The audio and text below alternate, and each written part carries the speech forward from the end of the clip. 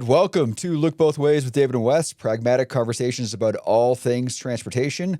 We're recording this live on YouTube, so if you like seeing us, you can subscribe to us there on YouTube. If you'd rather only hear us, you can find us wherever you listen to your podcasts. So whatever way you found us, we are happy to have you. So I am Wes Marshall, and with me as always is... David Zipper, coming to you from our nation's capital. And we've got a lot of fun rural transportation stuff to talk about today. And yes, you heard me right. We are going to be talking about rural transportation. I guess try saying rural juror 3 times fast. Thank you for that 30 Rock joke that, the millennials elder millennials who listen to the podcast will get, and Gen Z is just like, what are these two middle-aged guys blathering about? Which is probably not the first time they wondered that, but go on. Rural juror. All right, so before we get to our word on the street, David, what are you up to next week? Well, I'm going to Florida, Wes. Does that make you jealous? What? Actually, it's funny. I'm going to Florida too. Oh my gosh. Wes and I are giving, I think, the 2 keynotes at the Safe Roads Summit in Fort Lauderdale that the Broward County MPO organizes in conjunction with several other South Florida planning organizations. It should be a lot of fun. I'm going to be talking about how cities can prepare for a deluge of autonomous vehicles. What are you talking about? I am shockingly talking about road safety. Really? I never would have guessed. Yes. But what'll be fun, I don't think we've done this before. We're going to do a bonus episode with Greg Stewart, who is the head of the Metropolitan Planning Organization of Broward County, which, assuming the audio is good enough, we'll have to make sure. But it should be a fun one, which will not disrupt our bi-weekly episodes for those who are eager to get more of it. But this will be more of a conversation with Greg about what we're seeing at the conference and what we're talking about with safety in South Florida. And we are doing that on stage, is that right? We're doing it on stage. All right. We are. This is a new world for us, Wes. Yeah, a live in-person podcast with an audience that isn't solely on YouTube. So that should be fun. We'll see how it goes. And the audio, we'll see if that's good enough to post, but I hope it is. Yeah, I do too. I think it could be a lot of fun. And I don't know. I think I know at least a couple of people who listen are going to be there too because they reached out. But I don't know if it'll be an official rail drinks, but Wes and I are likely to be drinking. So if you're there, we'll try to find you and, get a beer. Yeah, we might actually want to do that, to have another in-person rail drinks like we had in D.C. a few weeks ago. It was a big hit. It's a lot of fun. All right. So now it's time for Word of the Street, where we discuss, one of the transportation issues in the news that interests us. Today's Word on the Street is about some of the bike-related legislation we've been hearing about, starting with Iowa's biking proposal. Maybe I'll give a quick overview of what I know about that. Yes, please do. There's a bill in Iowa. I think it's called House Study Bill 637. I might be wrong on that, but it's aimed at regulating what they call non-vehicular personal transportation, which is a really broad category that includes bicycles and e-bikes and scooters. But when I read it more in depth, it feels like it could include wheelchairs and skateboards, rollerblades, or maybe even strollers. There are some weird things about this bill, like that every device must have a braking system capable of a wheel skid, which is a little bizarre. But the big part of the bill that has kind of riled up some folks is that it would ban the use of these devices, these modes of transportation, on roadways with speed limits above 25 miles per hour, except to cross the road or if there is a bike lane on that roadway. So the bill would effectively criminalize bicycling on probably most roadways across the state of Iowa. Well, any rural road, which Iowa has many of. We're talking about rural transportation. So much for biking in anywhere in rural Iowa if that thing passes, right? And the sponsors are framing this as a safety bill. So maybe we should start there. Is it? Would this make people of Iowa safer?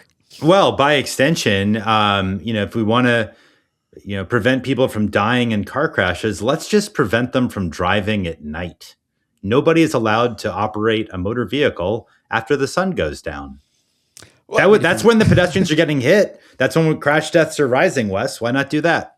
yeah, Same well, I logic. mean, if you want to take it a step further, ban it during the day too. Like nobody can drive Yeah, anywhere. sure. Then our roads would be completely safe. No, obviously this is ludicrous, and I don't think it's necessarily a good idea for Iowa because Iowa actually has a lot of biking. They have a really popular statewide bike. Like I don't know if it's a race or just a bike tour across the state that I know some folks have done.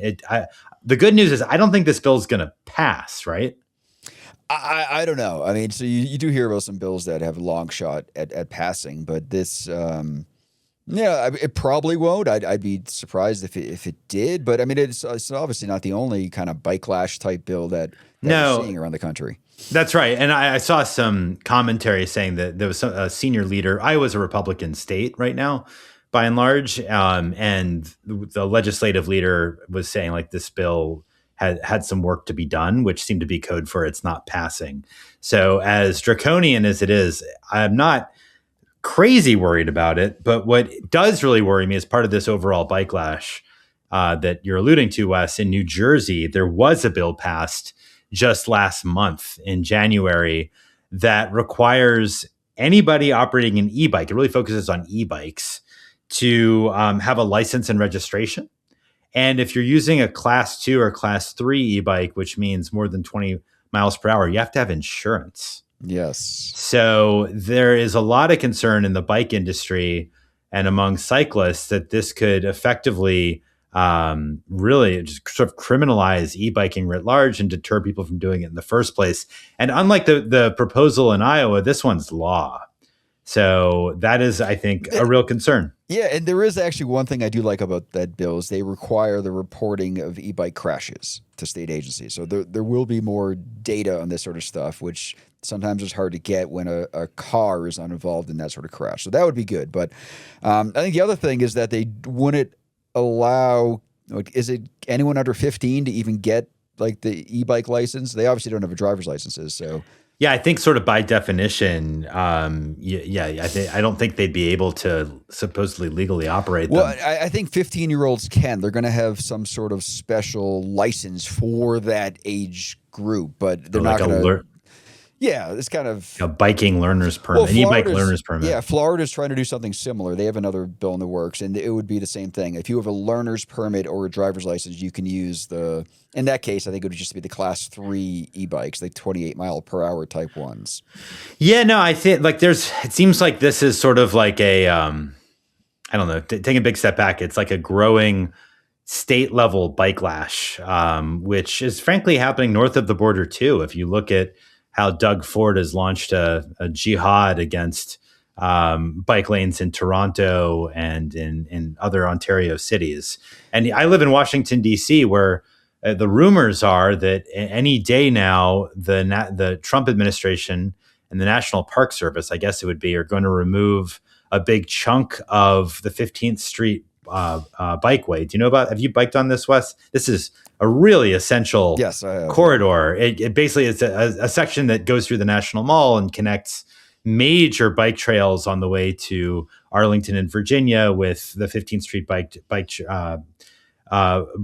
cycle track that goes from the White House all the way north in DC. It's like the main thoroughfare that everyone uses while biking. So something seems to be going on in a number of jurisdictions that feels like it's some movement backwards around biking, from what I can tell. What do you think, Wes? Well, you just mentioned that Toronto example. I mean, I heard recently that Utah has a law that they're thinking about too that would, I mean, it's not necessarily anti-biking, but the way I think they phrase it is that you need to, it would give the state of Utah say so in the streets in Salt Lake City, in streets that they don't now. Preemption. Yeah. Right. So they would have to mitigate like traffic calming infrastructure and stuff like that. Which, yeah, I mean, I don't know. I didn't read too much about that one, but that's another one that I heard about recently, which. No, I mean, something is definitely going on. I even spoke a while ago to the War on Cars guys about this, and they agreed that there's a bit of a reversal with growing skepticism, not everywhere, like not in New York City, thanks to Mamdani. I can't believe how many nice things we're saying about Mamdani after criticizing him last year for the Fair Free stuff. But he's done a great job promoting new bike lanes and announced some more just in the last few days, actually. But there does seem like there is a backlash among car drivers toward e-bikes and e-bikes in particular, but more generally toward people biking in ways that stress out people who are driving or seem to be claiming space that could otherwise go toward general traffic lanes. Yeah, in part, I think it's because of the success that has been had in this side. I mean, there's a pendulum that sort of swings. We see the same thing in politics. If it swings, too far in one direction, it usually swings pretty far back in the other, and vice versa. So maybe that's happening here. Like, we've done so much good stuff in terms of bicycling in cities over the last 10, 15, 20 years that maybe this was bound to happen. It's just, I don't know. It's a tricky situation. I mean, but in that Utah one, like, what the hell does mitigate traffic calming even mean? Like, where would that lead us to? Well, these are gut feelings or reactions that politicians have or people have that leads them to find some justification for what they want, in my view, which is just getting people to stop biking and annoying them. But I think you're right. Yeah, go ahead. What were you gonna say? Yeah, no, finish up. No, I think part of it too is we're living in an era right now where, like climate concerns have been put a little bit on the back burner, right? In the last year, while Trump has been president, you don't hear as much about it. And a big reason to support cycling over the last 15 years was pretty explicitly to shift toward more climate friendly modes of transport. And I just think that justification doesn't carry favor with as many people as it did, 2, 3, 5 years ago. Yeah, I mean, there definitely is something to that. I mean, maybe even going back to the first point about Iowa not allowing, bicycling on, 30-mile-an-hour plus roads. I mean, you could legitimately make an argument that bicyclists aren't safe there. I mean, remember the Johnny Gaudreau, the hockey player that died in New Jersey? Yeah. Was it maybe 2 years ago now? Yeah. Like, he was on a rural highway in New Jersey and he was killed by a drunk driver. So, I mean, yes, there was that part of it, but also the road isn't exactly built for bicycling. I'd much rather see a multi-use trail parallel to it, but most states don't want to do that sort of intervention. Well, that's one point, but there's others. There's another one as well. When we're about to talk more, I think, about rural transportation, and biking is a very affordable way of traveling. A lot of people know that who bike around cities, and you save a lot of money compared to driving or even riding transit.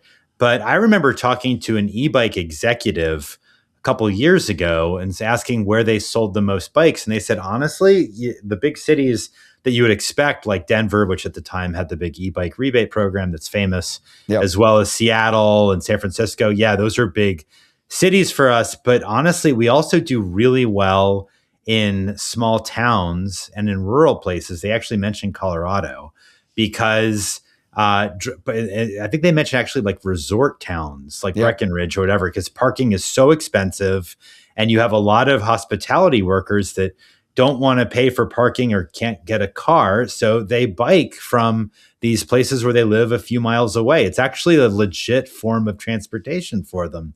And I don't know the extent to which that's true in a place like Utah or Iowa, but I think when you basically just prevent anybody from biking at all on roads that are 25 miles per hour plus, or you create obstacles for using an e-bike, you're actually depriving people of a genuinely affordable transportation option, both in cities and outside of them.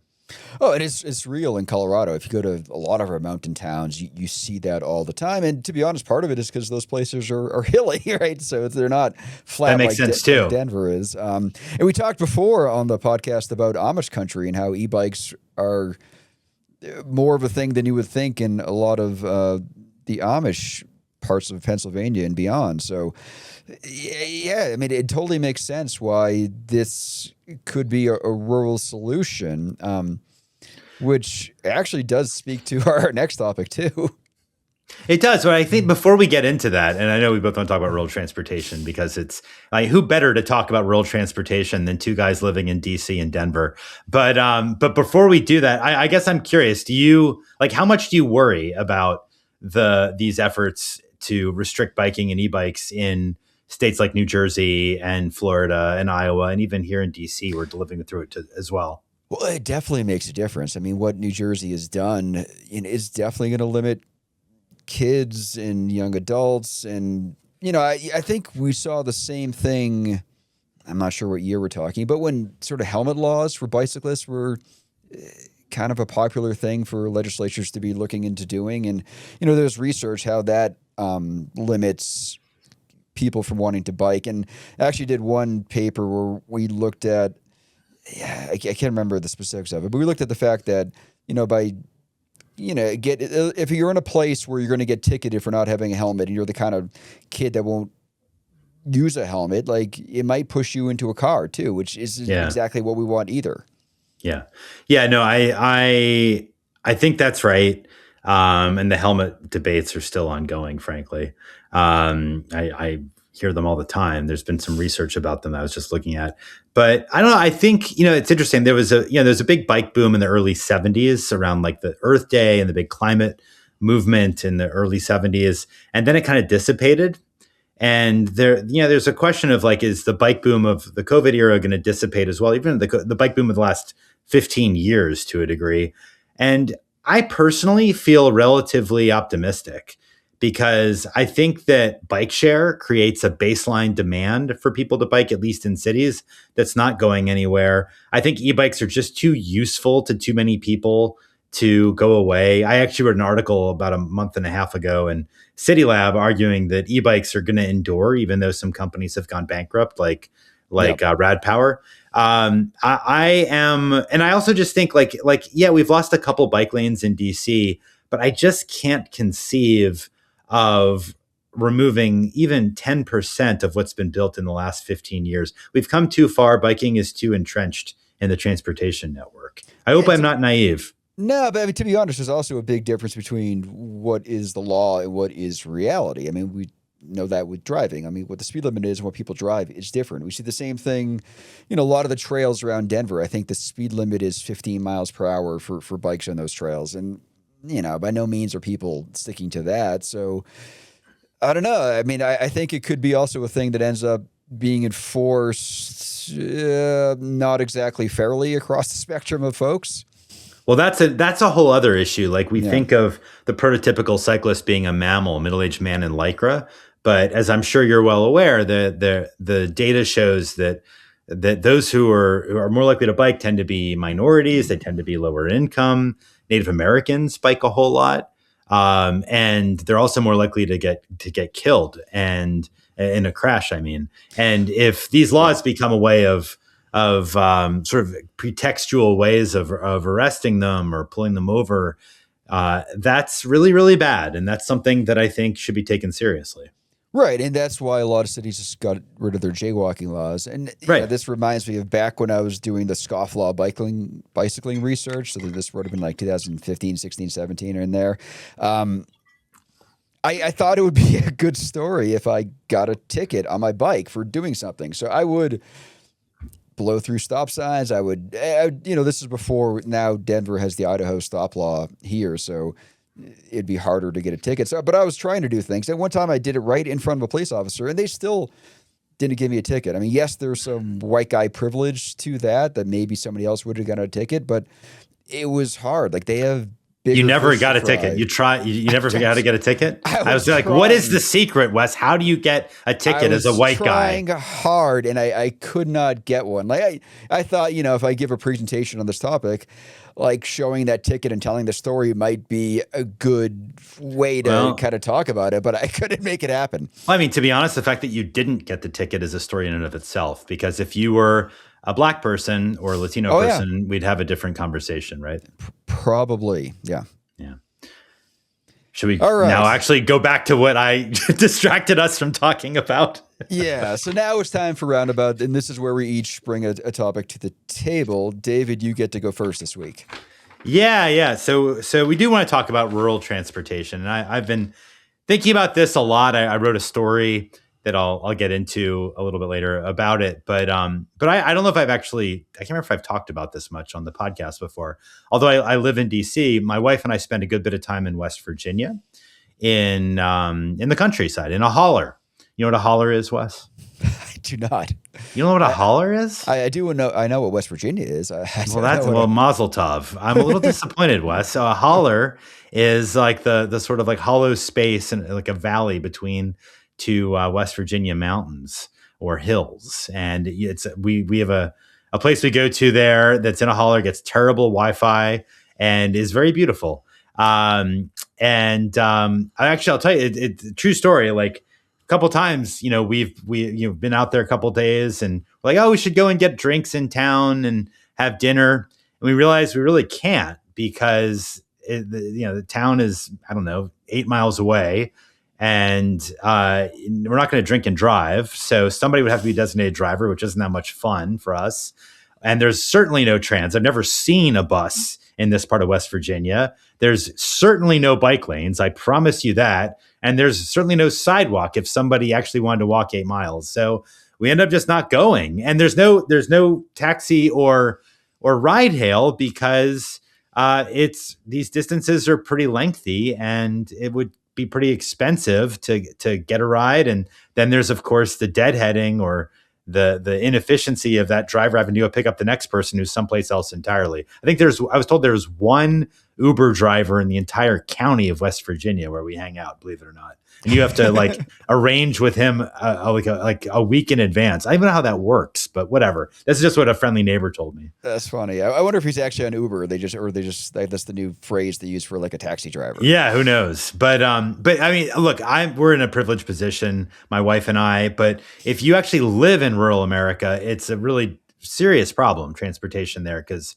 there's 4.3 million people, according to data I've seen, in rural America who don't have cars, and then you're really screwed because you have no way to get around. Even if you do have a car, you're putting a ton of miles on it. It's expensive. If it breaks down, there's not that many mechanics, and how you get around without that car while it's being serviced is really hard. And there's research showing that those who don't have cars in rural America are much more likely to miss doctor's appointments or other sorts of outings than if they were in a city. So it's a serious problem. And you and I, Wes, on this podcast, we talk mostly about urban transportation issues. And I know that we both care about that a lot, but I think it's important that we address or acknowledge that some of the deepest challenges in the United States around transportation really are in the countryside. Yeah, I mean, in Denver, I have a half dozen modal options for whatever trip I'm thinking of taking. But in a lot of rural places, you either drive or you don't go. And for people that can't drive, or some, older adults, people with disabilities, teenagers, and people that lost their licenses, low income households, whatever it is, I mean, those challenges, I mean, it's not just doctors, but there's social isolation. There's so much stuff that comes into that. So you got a solution for us? Well, I don't know if I've got a solution, but I have an opportunity. Okay. I feel like we do a lot of bashing I do a lot of bashing of autonomous vehicles and robotaxis on this podcast. And you usually go along with me, although I'm frankly leading the charge. I feel like you're very kind to do that. But I wrote a piece in what I think is a pretty cool sort of Substack focused on AVs called the Driverless Digest, which is free and fun to follow for those who might be curious. But I wrote a piece basically saying AV companies have no interest in rural America, and that's a shame, because I actually think although I'm deeply skeptical of how AVs will fit in or not fit in to urban environments, I think they could do tremendous good in rural America. And I have a couple of reasons why I'd say that. Number one, we're already talking about a car-dominated place. You don't have to worry about added congestion. You don't have to worry about competing with transit in rural America. That you basically have to have some kind of a motor vehicle to get around. And for those who are not able to drive, or they shouldn't be driving because they have a physical disability, or they have maybe they're drunk, maybe they are elderly and don't see as well. If autonomous vehicles were available, it really could be a lifesaver for them. And maybe the fact that those vehicles don't have drivers might actually make AV service viable in a way that taxis and ride hail are not in rural America because of the cost of the operator's time. And furthermore, I have another reason why this actually wasn't in the blog post, but I'll say it anyway. Although there's no interest in shared ride hail, or I would argue shared AVs in cities. Like, I just don't think people are willing to share a ride with a stranger in Denver, San Francisco, New York, whatever, for safety reasons, for convenience reasons. They aren't willing to go out of their way to accommodate somebody else. It's just not going to happen, just like Uber Pool died and Lyft Line has gone nowhere. But in rural America, I think there could be more tolerance because they have no alternative. There is no transit. There is no alternative of using their own private ride hail vehicle. So if somebody who cannot drive or use their own car is offered the opportunity to be in a shared, I don't know, like a shuttle or some sort of robo-taxi vehicle where there's a stranger, or they go a little while out of their way to get from point A to point B, I think they might be more tolerant. And if they are, that could increase the utilization and the efficiency, the sort of profitability of autonomous services that are shared in rural America. So these were my sort of thoughts, Wes, and I'll let you throw rocks if you choose. So one thing I don't hear very often is rural America and tolerant. Like those words don't. Well, we're about pushing envelopes in this podcast, Wes. I don't apologize for it. All right, so AVs are often framed as a urban solution, right? But I think part of that is where there's more money to be made by the companies completely with the AVs, right? Completely. But the benefits could actually be bigger in rural areas. And, one thing we didn't even hit on yet is safety. I mean, rural roads are much more dangerous than urban roads. They are. And, I guess more importantly, per population, rural areas have a much higher road fatality rate than urban areas. Like I had a paper from, it might have been 2017 or so. We geocoded like 24 years of fatality data across the whole country. It's like 1 million fatal crashes. And, one of the cool things about the paper is we didn't just look at where the crash happened, but like the zip code of the driver. And like when we compared like the most rural to the most urban, like the most rural, I think it was 6 times more dangerous. Your chance of fatality is 6 times per capita higher. Or per mile driven? Per capita. Per capita. Like a person in the most rural places is 6 times more likely to die in a fatal crash than in the most urban places. And there are certain types of crashes that occur far more often in rural America, like single vehicle crashes. Lane departure crashes. In other words, somebody goes into the opposite lane, which could mean that they're drunk or high or exhausted. But again, what's the alternative? If you're out drinking or having a good time with your friends, there's no other way to get around in rural America. Right. And we put bars out in the middle of nowhere with a big parking lot, and, people go to those bars, and I'm guessing they don't all have a designated driver with them. So, there's higher speeds, there's less lighting. There's so much stuff. And I think one of the underlooked issues is the emergency response times there. Like that's a good point. Yeah. Not having whatever the trauma level 1 hospital anywhere near you.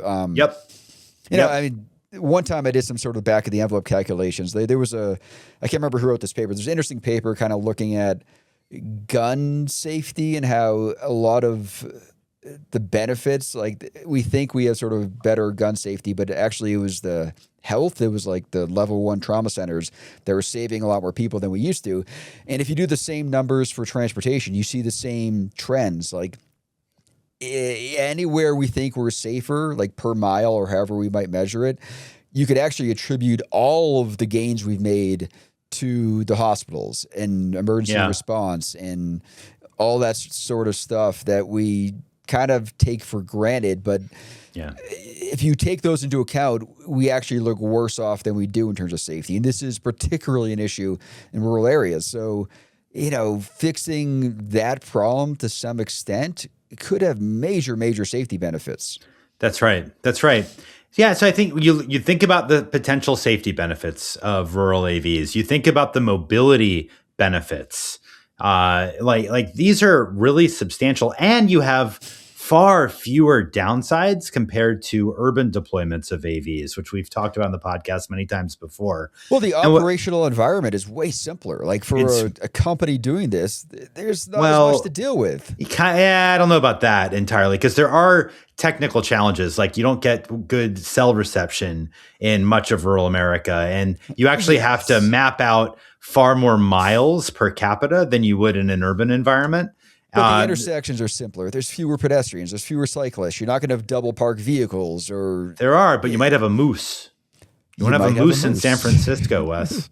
You might have a But moose in rural Maine. a LiDAR Yeah, could pick up a moose. that's true. No, it's true. But there are genuine, especially the lack of cell coverage is a serious limitation. Well, those Um, same companies keep telling us that they don't need cell coverage. I know we talked about this last time with the Well, San but they have to Francisco map stuff. exhaustively. Yeah, they're actually it's cool. There's a couple schools like Wisconsin and Oklahoma. I think University of Iowa too, maybe, is doing some serious research into rural AV deployments. And this goes back to a point you made earlier, which is exactly right. That the energy and thought process and development of rural AV use cases, and there is actually a deployment that's still happening in, I think it's called Grand Rapids, Minnesota, this town with May Mobility offering a little bit of service there through the Minnesota Department of Transportation. But this is all government subsidized, taking place in higher ed, because while Waymo and Tesla, their various friends and competitors are racing across the country in city after city, they are completely bypassing rural America. It's nowhere on their radar screen. And you are right, Wes. Why is that? It's because they can make a heck of a lot more money in a dense city because you have shorter trips, higher utilization, more willingness to pay, blah, blah, blah. What's sad but unfortunate is that the places where robotaxis could do the most good are not the places where robotaxi companies can make the most money. So there is a disconnect between societal value of robotaxis and where they'd be deployed and where this industry is actually moving toward expansion. I find that really unfortunate, but it's a reality. And I think it's good to keep in mind because I don't think this is a technology that's always and everywhere bad.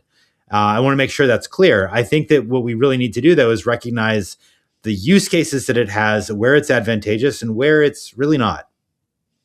Yeah, because a lot of the benefits of AVs come when the entire system is autonomous. Like if there's one human driver or there's one pedestrian or cyclist, a lot of the benefits, especially on like things like congestion and stuff, don't come to fruition. So in cities, AVs aren't going to be the panacea we think, and they might just substitute for like walking, biking, and transit trips Yep. that we would probably prefer to head. In rural areas, it's, yes, you might get more VMT like in urban areas, but it might be, helping with like social isolation or getting people to Yeah, doctors and trips that maybe need to be made. that's Like right.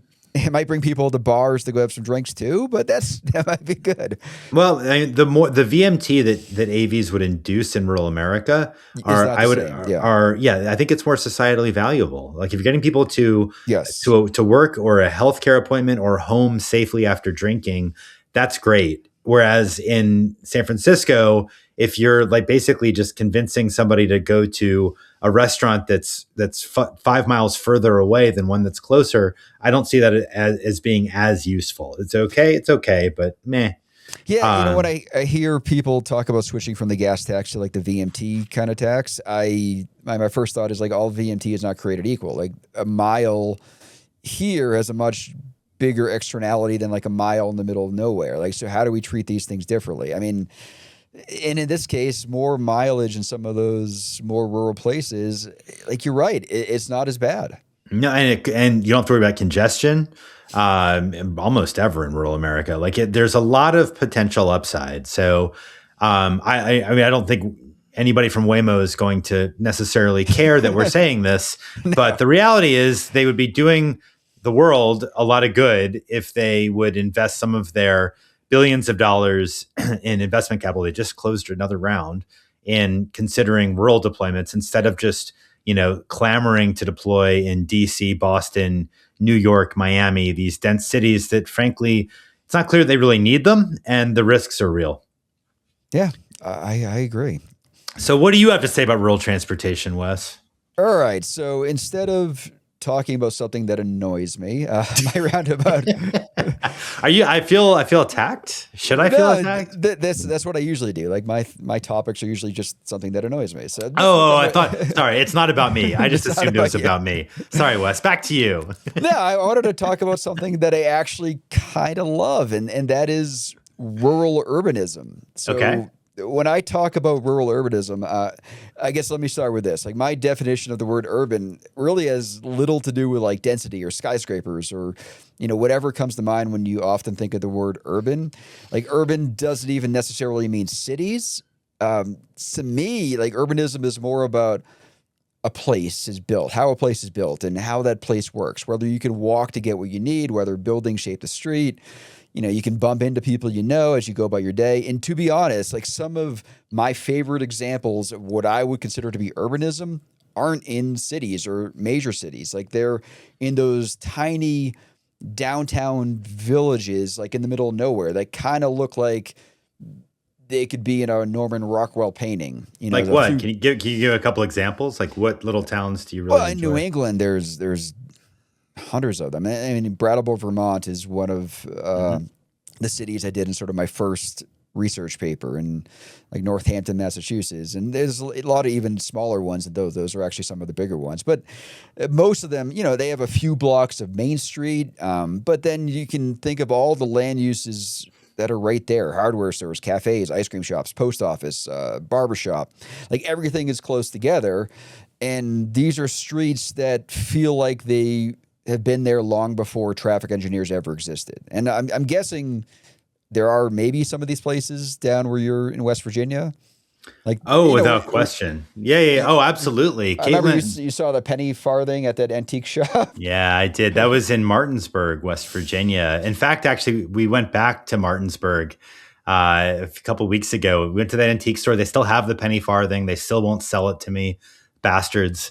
But then we walked a couple blocks to get coffee, and then we walked another block to a bookstore where was delighted. I found a first edition of one of my favorite novels, Life and Fate by Vasily Grossman. I'm sure you've read that one, Wes, right? I have not read that one It's either. about the battle. It's about Stalingrad. It's an epic Russian novel. I was so excited to find it for a deal. Anyway, my point is, I did take a Russian history class, but we did not read that book. did you? Oh, all right. You talk about Back to the Future. I want to talk about my weird Russian literature that I enjoy. But you're exactly right. Like there are these places that were built. These places were built before the automobile. So you have this downtown core that's walkable, that has core services. I think of other places like this, like Silva, North Carolina, one of my favorite towns ever, which also is great for book shopping for those who are interested in bookstores. But what I find distinctive about them, Wes, these are the sorts of towns that predate really the rise of the automobile, circa 1920. Of course, America was more of a rural, small town country in the 19th century or even 18th century. So you had to have places that were walkable. And if those bones remain, you end up with a really great place. Like I don't know how many walkable towns like this I've been to or could think of in a place like Arizona or in South Florida for that matter, which tend to be full of places that really have evolved post World War II. Do you know many places that would qualify? So in Colorado, a lot of the mountain towns definitely qualify But as they're this. old, right? Aren't they? Don't They're they predate the Yeah, I mean, I World guess War II? most of these probably go back to the gold rush, so that would definitely be prior to Well, there you go. automobiles and traffic engineers. Like I was in Uray last year, which is this amazing, almost Swiss-like town that is 5 hours from here. But there's a lot of other ones all around the place. But is it that simple? Is like that they just happen to come to be before traffic I engineers, before cars existed? Like, I mean, Good urbanism doesn't go well with the automobile, Wes. You know that. it I mean, I feel like, I mean, yes, we forgot how to build these places to some extent, but we should be able to. Yeah, You know, yeah. I mean, I guess the hate part of this, like the thing that does annoy me, is some of the small towns seem to get this wrong. Like the buildings may look the part, but the transportation part of the equation isn't working. like when this happened, it's easy to assume that the town messed it up at some point along the lines, but more often than not, it's really not their fault. Like their main street is a state highway Yeah. controlled by the state DOT, whose priority is about moving cars through that place as opposed to treating it like a place in itself. Well, that's just like many cities, blew up buildings and shrunk sidewalks, destroyed parks, widened streets to accommodate cars in the 1920s, 1930s, 1940s. Like small towns did it too. And you're right, state DOTs were largely responsible for a lot of it. So you're right, you end up with some small towns, just like cities, that are carved out and are not walkable or not pleasant for that reason. Um, and then you get like weird offshoots. Like, have you ever heard of Morristown, Tennessee, Wes? Do you ever heard of this place? Is there a college there? No, they're not to my knowledge. But Okay. Morris, it's like 25,000 people. I've been there. I dragged my suffering spouse there once because you may have heard of it in it's a town that was depopulating because of suburbanization, like everybody else in Appalachian, Tennessee. And in the mid 1960s, the leaders of the town thought they'd figured out how to save it, which was to build a second story of sidewalks throughout downtown. What? Yeah, sidewalks that are raised. So you have 2 levels of sidewalks. You have double the storefront, Wes, double the pleasure.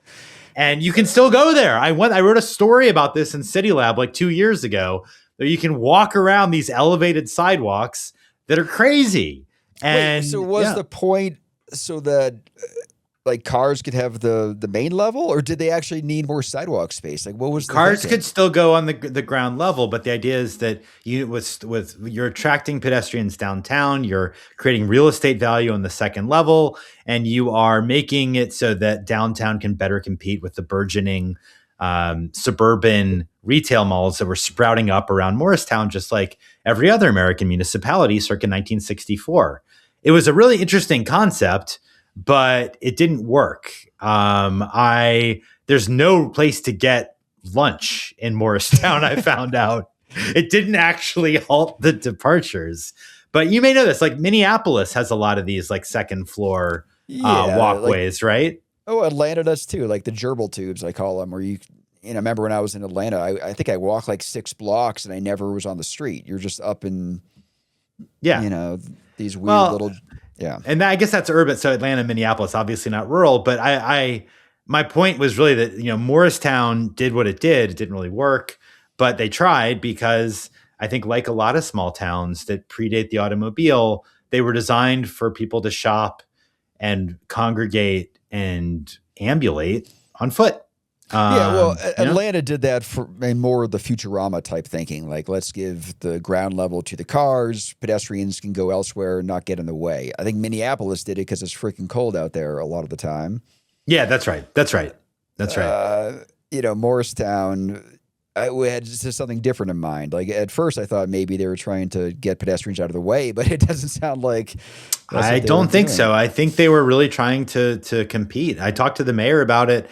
I actually looked at some archives, like Dolly Parton, who's from like a few miles away, came to perform at the opening of the second floor Skyways. It was truly wild. Maybe we can put a link. What years they did this? I want to say it was 67, close to that when they opened. That's crazy. Using federal dollars for a part of it. It was big news when it happened. Yeah, no, that is wild.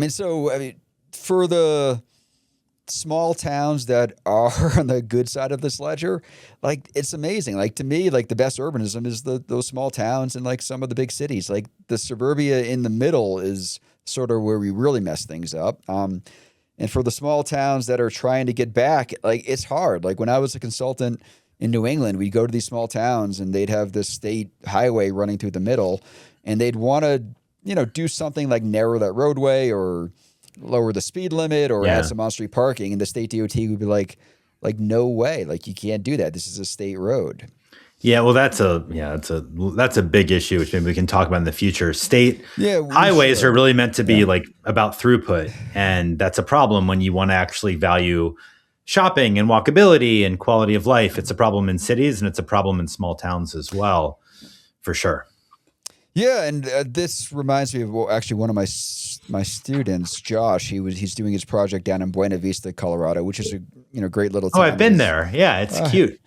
Yeah, it is. But Highway 24 runs right through, kind of right adjacent to downtown. So Yeah. like their downtown could extend into more like a block, more like a grid of downtown than just the little main street they have. But it's a state road. And he was telling me the speed limit is 35 miles per hour. And, the city wanted to lower it, and this Colorado DOT engineer said, well, we could do a speed study, but, be forewarned that we're likely to, using the 85th percentile methodology, increase the speed limit. So the city's like, oh, no, don't do that. So, to me, the engineer is just trying to, maybe keep from having to do anything by just, giving that warning. And my student was surprised by this. He's like, really? People still use the 85th percentile methodology that you taught us in class? I was like, yes. And what's the 85th percentile methodology? We should probably save the whole discussion for another week, but it's basically the way engineers set speed limits. They do it by letting drivers vote with their feet. So let's say we collect speed data from 100 cars. We would kind of rank order them in terms of slowest to fastest. Like the 85th fastest out of the 100, we want to set the speed limit around that. And there's some old research that has since been debunked as to why we do it, but engineers still do that. So if they feel like they have a speeding problem, instead of lowering the speed limit, the thinking was they might raise the speed limit to fix the speeding problem, which is ass backwards. But that is what Buena Vista is dealing with. We can't make our main street, our downtown, any better because the state highway engineer is telling us, if we try to, they're actually going to go the opposite way and increase the speed limit, which is going the wrong direction. And, a lot of cities have moved away from the 85th percentile methodology with good reason, because it's not proven to lead to anything that's any safer. It actually proves the opposite. But yeah, we can do better. Well, it was also, I've actually looked at there was a historian who looked at the origins of the 85th percentile rule, and it was developed, I believe, in the 30s as a framework for setting speed limits on rural roads, not in towns, not in cities, but engineers just sort of latched on it and applied it in a uniform way. And of course, it doesn't take into account any desire other than flow of traffic, which, in a city or a town, you might value, for instance, having a nice time outside and wanting to eat on a porch or on a front stoop, or you might value not being killed if a car hits you. That's just not something that was ever considered with a simple rubric like that. Wait, are you saying that streets are for things other than just cars? Well, that's I know it's pretty out there, but somebody has to say it. I don't know. I don't know about you, but I could use a drink. All right. Let's do that. So, rail drinks. We end each episode with a toast, and we call this segment Rail Drinks. What are you drinking tonight, my friend? I don't know if I've already had this before. I'm not going to lie. I realized I should have probably checked beforehand, but I felt like I was in the mood, so I'm going to do it. I'm drinking Bikelash. Does this look familiar to you? It does not. Good. Then maybe I haven't done it before. Bikelash. So I studied abroad in Prague. Did you know that? Yes, I did know that. All right, good. Well, maybe some of the listeners didn't, so now they know. I love Prague. I love the Czech Republic. I speak 6 words of Czech. And Bekarovka is this herbal liqueur that is an acquired taste, but I've acquired it and I like it. And you can now get it in America from time to time. And it's the color of urine, but it tastes much better. So that's what I'm going to be drinking. Not that I know what urine tastes like, just to be clear. This is not something I'm familiar with. Anyway, over to you, Wes. Please save me. All right. So I was really trying to procure myself a 40 ounce of Old English or St. Ives or Colt 45. Now you want to class it up. Yeah, nice. And honestly, I could not find one. I went to 3 places. Why did you want a 40? I thought it would be a little bit funny to get a old school 40 ounce like we used to drink back in college. So, are you going through a midlife crisis? You're a little old to go through a midlife crisis. I don't know if they. I assume they still make them, but I found the best they could on this front. It's a Mexican beer called Victoria, and it's only 32 ounces. This is big old. Is that a growler? No, it's like a 40, but a little bit smaller. It's the best I could do. It looks. It's a big boy. It's definitely a big boy. That's nice. I don't have high hopes for it, but it's the best I could do. in terms of getting the 40. So cheers. Cheers. Thank you for the story in the background. It tastes like a Corona, to be honest. Or I think I came out ahead. I actually like what I'm drinking. The Bekarovka is delicious. Anyway, sorry, carry on. So I will see you in person next week. Yeah, see you in Florida. Yeah, that'll be fun. When will we be back here? We are going to be back for a regularly scheduled program in 2 weeks. So Tuesday, March 3rd at 6 p.m. Eastern. And we may offer a bonus episode from Broward County, Florida before then, TBD. But I think the next episode is going to be a mailbag episode, right? We're going to be taking questions from the audience. All in mailbag. So send us all questions. In mailbag. Yes. Sorry, we're just repeating we're interrupting each other nonstop. We're going to dive deep into that mailbag. Lookbothwayspod@gmail.com. Again, lookbothwayspod@gmail.com. Thank you to those who've been submitting questions over the last few weeks. We do look at every message. We can't reply to everyone, but we do read them. We have a long list of great questions, and we're eager to get more. Send them on in.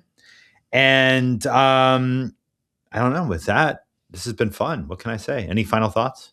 No, this was good. I'll see you next week. See you in a week.